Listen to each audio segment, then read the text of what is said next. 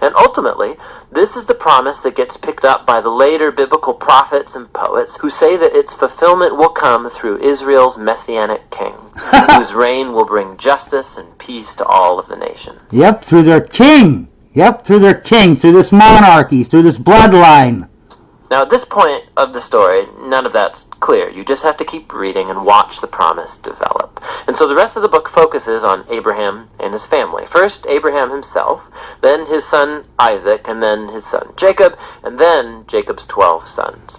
And the stories about each generation, they're united by two main themes. So first, each generation of Abraham's family is marked by repeated failure. They just keep making really bad decisions that mess up their lives and that put God's promise in jeopardy. I want you to notice this common motif or pattern that keeps going on and on and on. The pattern is this. If you follow this bloodline, right, this monarchy, right, this Abraham, Noah, Moses monarchy, right, if you follow that bloodline, then God can forgive you, okay? You can redeem yourself, all right? But without a monarchy, okay, like Adam and Eve and that, and you know, God flooded the entire world. You know, he can't forgive. He can't forgive, all right, God. He has a hard time with that. Yeah, the fake one in the Bible, you know what I mean? But the whole thing that they want you to know that, yeah, if the king fails, it doesn't matter. As long as you were following the king, it's okay. God can forgive you, okay? Then the king screws up again and again. It doesn't matter. As long as you're following the king, following the king's version of the Bible, you know, following the evil, it's okay. Because as long as you're following the bloodline, that's all that matters, and God will help you put you back up on top. However, God remains faithful to them. He keeps rescuing them from themselves and reaffirming his commitment to bless them and bless the nations through them despite their failings. Yeah, because it's a bloodline now. He can forgive bloodline somewhat, but he cannot, if there's no bloodline, he can't forgive you. So you better always have a monarchy or God won't like you. So the Abraham stories. God had promised Abraham a huge family, but on two different occasions he's afraid for his life because other men are attracted to his wife, and so he denies that he's even married to her, which creates, of course, all of these problems. And not only that, Abraham and his wife Sarah, they can't have children, and so Sarah arranges for Abraham to sleep with one of their servant girls, which also creates all of these problems in the family. But each time God bails Abraham out. And in chapters 15 and 17... Yep, he just bails them out, you know. Adam and Eve make one little tiny mistake, they're punished, and, you know, eventually God kills everybody because they're so bad. But, yeah, that, you know, but for a monarchy, especially this bloodline, God has a hard-on for this bloodline. God even formalizes his promise to Abraham with an official commitment called a covenant. This is a classic scene. God invites Abraham to look up at the night stars and to count them. And he says, that's how numerous your family's going to be. And despite all of the odds, having no kids and no way to have any at the moment, Abraham looks up in the sky and simply trusts God's promise. Yep, you don't have to do anything in life. Just trust God, trust the monarchy, trust the bloodline, okay? As long as you're, you know, following the bloodline, you know, and whatever the bloodline says, you follow that. You know, God will, no matter what, forgive you for whatever and help you out again, you know, get back on top. And God responds by entering into a covenant with Abraham, promising that he will become a father of many nations, that God's blessing may come to the whole world. God asked Abraham to mark his family with a sign of the covenant, circumcision of all the male boys in the family. This is weird, first of all. I'm not even going to get into the circumcision thing, but I want you to see how this is Abraham will be father of many nations. You know, they're talking about a bloodline. The whole Bible is about how God promises that Abraham's royal bloodline will lead to 12 lands, and his bloodline will be king of all 12, you know, lands or countries or whatever you want to call them. This is a symbol to remind them that the fruitfulness of their family is a gift from God. Yep, their bloodline is a gift from God. Their royal bloodline, this monarchy, is a gift from God. And this book was written by who? Oh, Moses. Oh, okay. And so Abraham has lots of kids eventually, and he dies at a good old age. Now, the Jacob stories play out these themes even more dramatically. From birth, Jacob lives up to the meaning of his name, which is deceiver. He cheats his brother Esau out of his inheritance and blessing, and he does it by deceiving his old blind father, no less, and then he just takes off. He goes on to take 4 wives, even though he really only loves one, Rachel, and this creates all of these rivalries in the family. The only thing that humbles Jacob is being deceived by his uncle Laban, who cheats him out of years of his life. The tables have finally turned.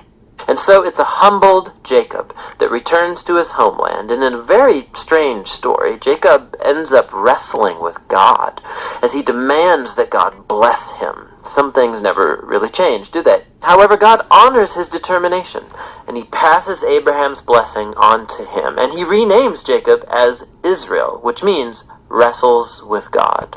You see that? Now, if this was, he has the royal bloodline, so of course God,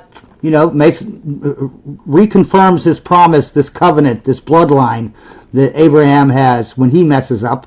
And here, the king is so powerful. This story wants you to know that the king is so powerful that he can wrestle with God and disagree with God and force God to bless him. That's how powerful. Is this really a story that God told, or is this a story that King Moses told? Because it sounds like a story that King Moses told, that his bloodline can actually wrestle with God and force God to bless him. Yeah, because God always blesses people who disagree with him and start fighting with him. Yeah, that makes sense. That happens all the time in the Bible. Oh no, only with the royal bloodline does it happen with that. They want you to know that the royal bloodline is just as powerful as God, and you better bow down to it, or you'll be like Adam and Eve and Noah. God will destroy everyone. But if you're with us, if you're with the bloodline, no matter how bad we mess up, don't worry, we're just as strong as God. He won't destroy us completely like Noah did. Now, it's this last part of the book, the story of Jacob's sons, where all the themes come to a head. Jacob loves his second to youngest son, Joseph, more than any of the others, and he gives him this special jacket. And the 10 older sons come to hate Joseph, and so they kidnap him, and they plan to kill him, but instead they decide to just sell him into slavery in Egypt, where he ends up in prison. Talk about family failure. But God is with Joseph, and he orchestrates Joseph's release from prison, and Pharaoh ends up elevating Joseph to second in command over all of Egypt. And so Joseph saves the nation of Egypt during a famine. And he also... Yep, he saved... See, all these things are saying that the bloodline saves everyone. The bloodline is strong as God. The bloodline has the covenant with God. That's all I hear is, if you are with me and my bloodline and my monarchy, then don't worry. We can screw up as much as we want. As long as you bow down to us, we can do whatever we want, and you'll be blessed by God, because our blood is blessed, okay? And if you ain't with us, and you don't have a monarchy, you don't have a king, oh, God won't like you. And so once again, we can see the folly and the sin of Abraham's family is met with God's faithfulness, who subverts even the evil of the brothers into an occasion to save life. And this is because they summarize not only the story of Joseph and his brothers, but the book as a whole. From Genesis 3 onward, humans keep acting selfishly and doing evil, but this God is... Yeah, and he destroys everyone except one royal bloodline. He destroys everyone in a flood. But don't worry, folks. He saved this one bloodline, because this bloodline is going to save us all. All we have to do is bow down to the bloodline. God is not going to leave his world to its own devices. He remains faithful and determined to bless people despite their failures. You can see this especially in how that mysterious promise about the descendant of the woman gets developed throughout the book. So remember, Genesis 3, God promised that this wounded victor would come and crush the snake and defeat evil at its source. Yeah, without this bloodline, you're done, man. Your society, all planet Earth is just doomed without the bloodline. You gotta have the monarchy. Yeah, this is God's word. Really? Because it sounds like a king's word. And the author then connects this promise directly to the line of Abraham. Oh, really? This is a part of how God's going to bring his blessing to the nation. Yeah. Now from Abraham, this promise gets connected to Judah, the fourth son of Jacob. And this is how. In an extremely important poem in chapter 49, in aging Jacob, he's on his deathbed, he wants to bless his 12 sons. And when he comes to Judah, Jacob predicts that Judah will become the tribe of Israel's royal leaders, and that one day a king will come who will command... King will come. Royalty, royalty, my bloodline. And God said it. God decreed it. And you know how we know this? Because we just look in Genesis. It tells us. Who wrote Genesis? King Moses, who had the same bloodline. Oh, what a coincidence.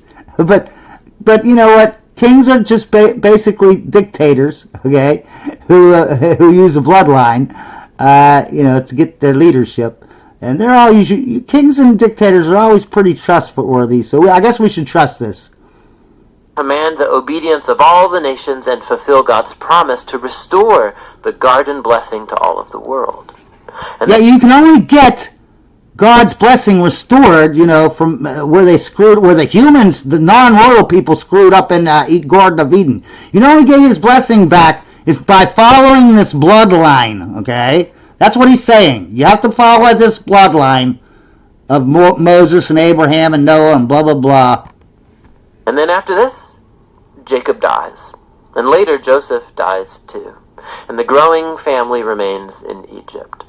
And so the book of Genesis ends with all of these future hopes and promises left hanging and undeveloped. And it forces you to turn the page to see how it's all going to turn out. The book of Exodus. It's the second book of the Bible, and it picks up the storyline from the previous book, Genesis, which ended with Abraham's grandson, Jacob, leading his large family of 70 people down to Egypt. Now, Jacob's 11th son, Joseph, had been elevated to second in command over Egypt, and he had saved his whole family in a famine. And so Pharaoh, the king of Egypt, offered the family to come live there as a safe haven. And so eventually Jacob dies there in Egypt, and... Notice who's in charge now. It went from Abraham to Jacob to Joseph. All the Abraham people, all his royal bloodline. Oh, yeah, we know it's royal. We know it's better than our blood because that's what God said. And we know it because it's in the Bible that they wrote, the kings wrote. Joseph and all his brothers do too. About 400 years pass, and the story of the Exodus begins. Now that name refers to the event that takes place in the first half of the book, Israel's exodus from Egypt. But the book has a second half that takes place at the foot of Mount Sinai. In this video, we'll just focus on the first half, where centuries have passed, and the Israelites were fruitful and multiplied, and they filled the land. Now, this line is a deliberate echo back to the blessing that God gave all humanity back in the Garden of Eden. And it reminds us of the big biblical story so far. Humanity forfeited God's blessing through sin and rebellion, and so God chose Abraham's family as the vehicle through which he would restore his blessing to all the world. See? That's Abraham's. This is a Christian. Abraham's bloodline, this monarchy, was given to us because without it, humans just they're just like Adam, Eve, and Abel and Cain, and all these their kids. All the people were just evil that way, and then Noah has the royal blood. He gets saved, and everyone else gets killed. But don't worry about it. You can get that blessing back if you follow this bloodline. If you follow Abraham's bloodline, this monarchy, okay, then you don't have to worry about it. You can get his blessing back, okay? And a bunch of kings told us that, so we know it's true. But the new Pharaoh does not view Israel as a blessing. He actually thinks this growing Israelite immigrant group is a threat to his power. And so just as in Genesis, humanity rebels against God's blessing, so here Pharaoh attempts to destroy the source of God's blessing, the Israelites.